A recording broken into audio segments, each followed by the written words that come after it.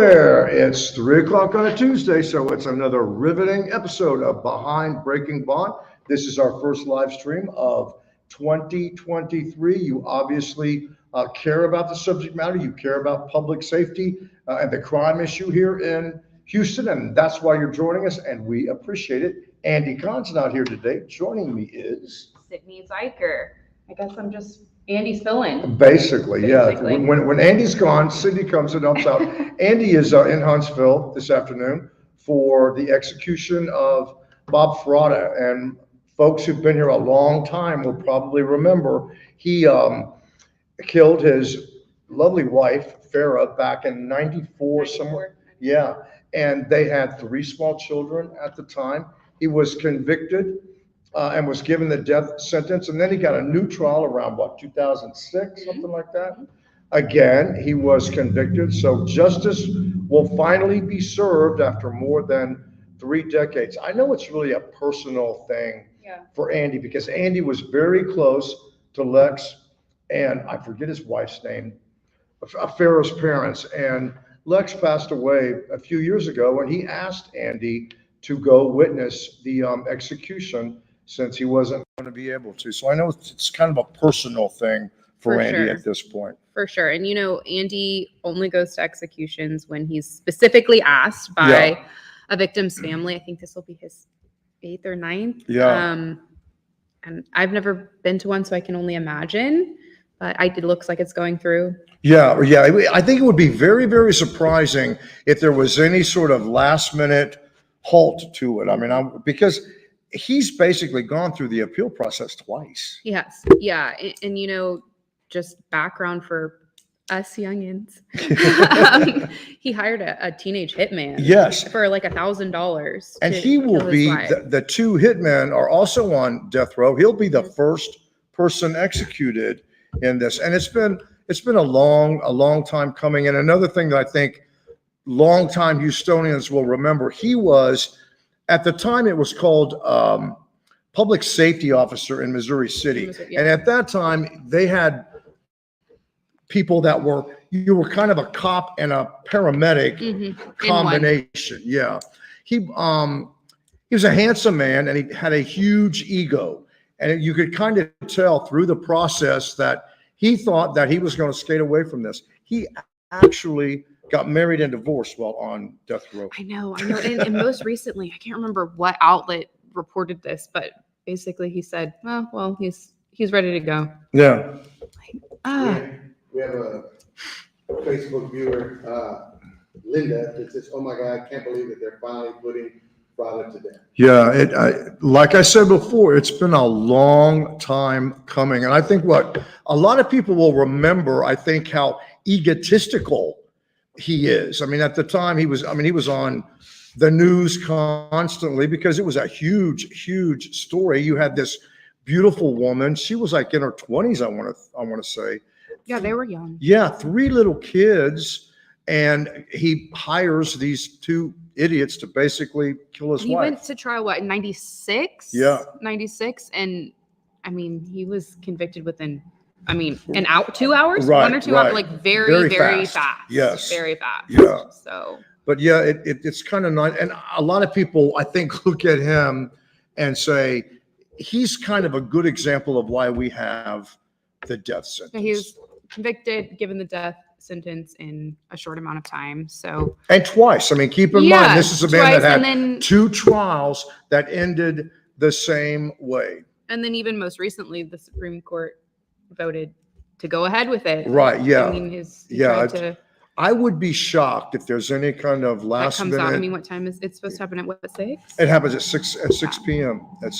And I've witnessed a couple of them, and they're really very clinical. Andy uses that term a lot, and that's the best way to describe it because the inmate is basically on a stretcher. They're not laying down; they're like up a little bit. There's a microphone hanging down, and they get the opportunity to say anything that they want to. Some people view that as an opportunity to say, "Hey, I'm sorry," or they apologize to the victim's relatives. Some say nothing; they make no comment at all. There's a priest or a father, a minister there for the person if they want that. And everybody is separated. You have the inmate is allowed to have people view the execution, and then you have the victims that they get to view it. But it's done in a way where you don't even really see each other. It's like you don't, the victims' families don't see the people that are there, that the inmate wanted to be there to witness the execution. And it's lethal injection. It's like they go to sleep, basically. I know. So that's where Andy is. Yep. Thoughts with him. This is a bit, we've talked about this a lot. The legislative session officially began today. So officially it runs today through May 29th. Although we've seen some bills already get filed and such before the official start of the session. Before we talk about that, tell me about you all. Crime Stoppers is really doing a lot to kind of help people understand, to navigate the whole legislative process and how they can get involved if they want to. Well, first of all, it's very confusing. It is. So as always, our role is education. And really what we're looking to do over the next month, 2 months is help people with what even happens. The last session was the first time that I was in this seat that I'm in now and had the opportunity to help with education. And we did some, but we're really ramping that up even more. We'll have a series of materials provided that show you and explain to you what happens at each stage of the process, what could happen to a bill. And then we're hosting an event next week on the 18th. Can't believe it's already the 18th. I know, right? To talk about the session, what's going to happen with bills, to look at a few bills, which we can go into more detail about that, but a few bills that have already been filed. If we see any more that come up, we'll add them to the list. And then we'll also be hearing from Allison Steele, who tragically lost her daughter and kind of turned that into an opportunity to advocate herself and helped get a bill passed for the Clear Alert, which is that alert you get on your phone. That's actually for someone who is over the age of 18 and is missing, because at the time that her daughter went missing, she was over the age of 18. And basically the police said, we can't send, an Amber Alert or a child alert, whatever, because she's not under 18 and she's not a senior. So she advocated for more and better. So she's going to tell her story, talk about what it was like to kind of get involved herself. And then we're going to work through, hey, what does it look like to testify? What does it look like to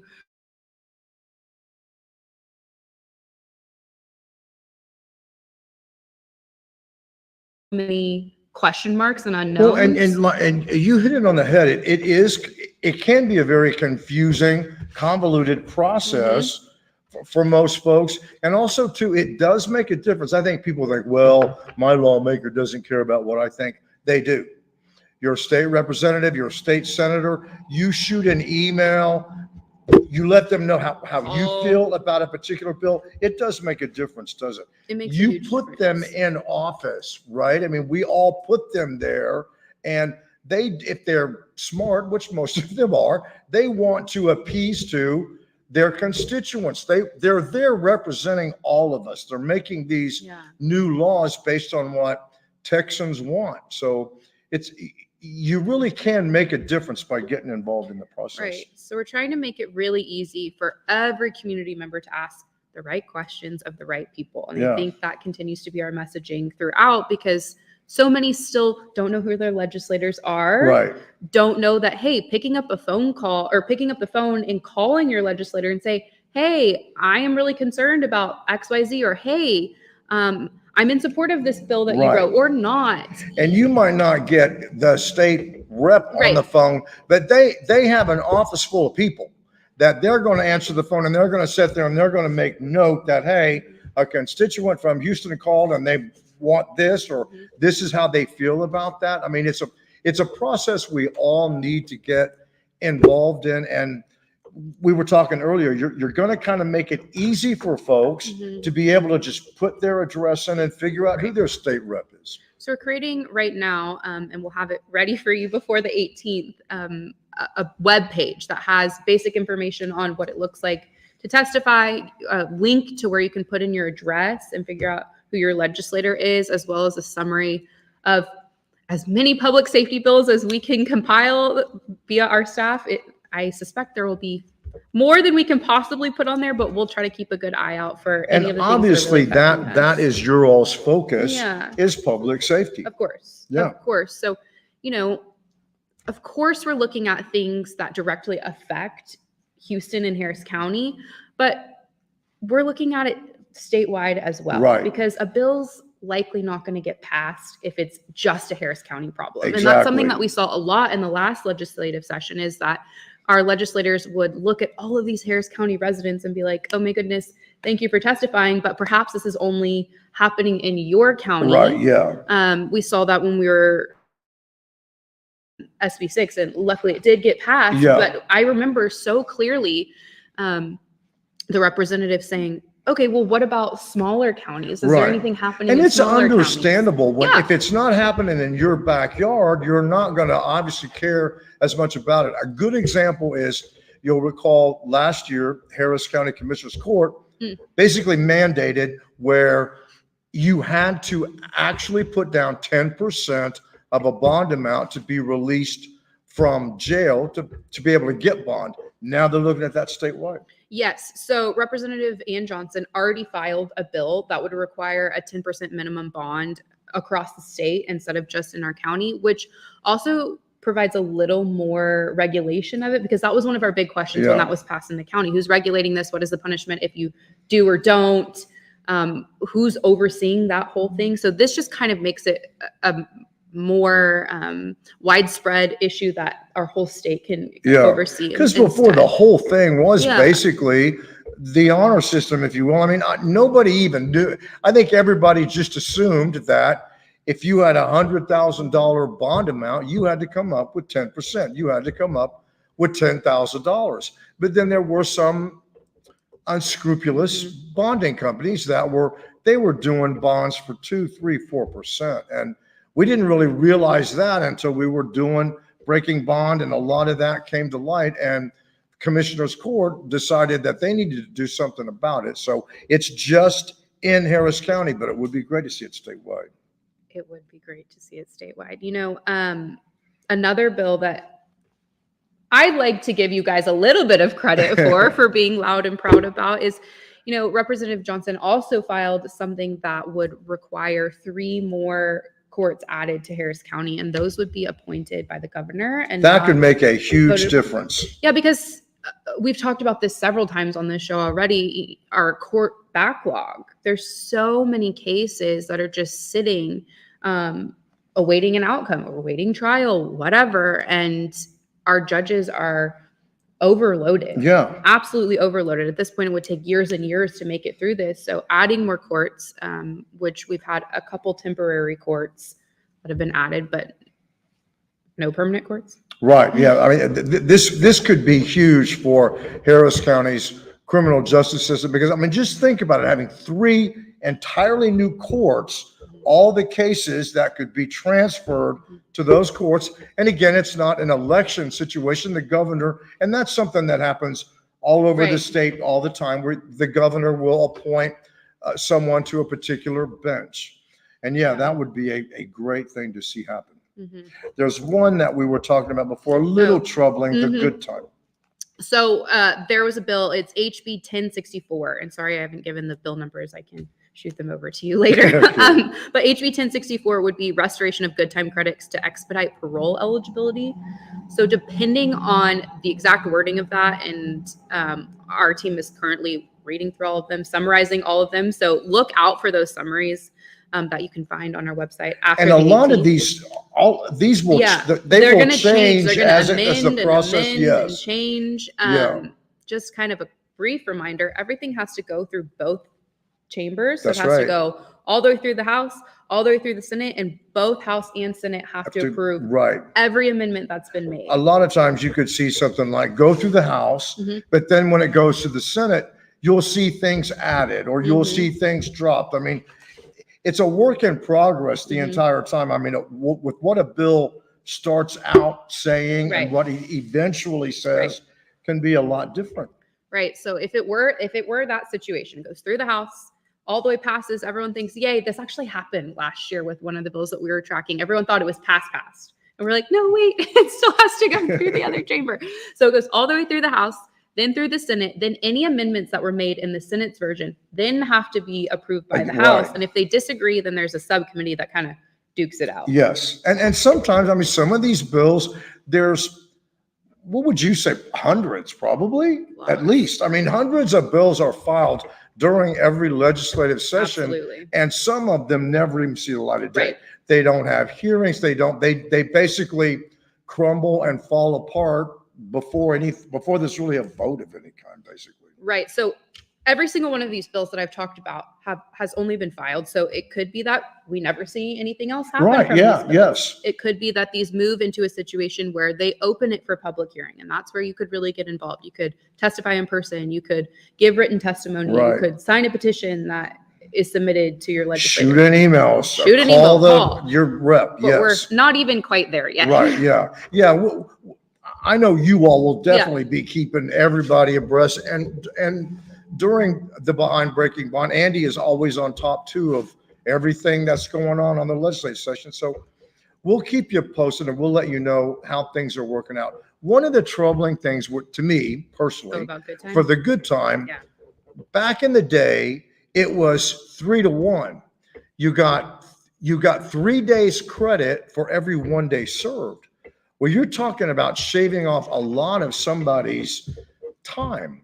And, you know, it became a problem at one point, I want to say in the 90s, where you were seeing people they were getting paroled in no time at all. People were serving 20-year sentences and 2, 3, 4 years. So hopefully we don't go back to that. Yeah. And I mean, there's multiple things to think about there. I mean, the time shaved off, that also puts more pressure on our Texas Board of Paroles and how many cases they have to see and decide on. And there's just a lot to be sorted out there. And that's not an easy process. I mean, it's not an easy process to determine whether or not someone should be paroled, because they're taking a chance. And yeah, there are folks that are paroled.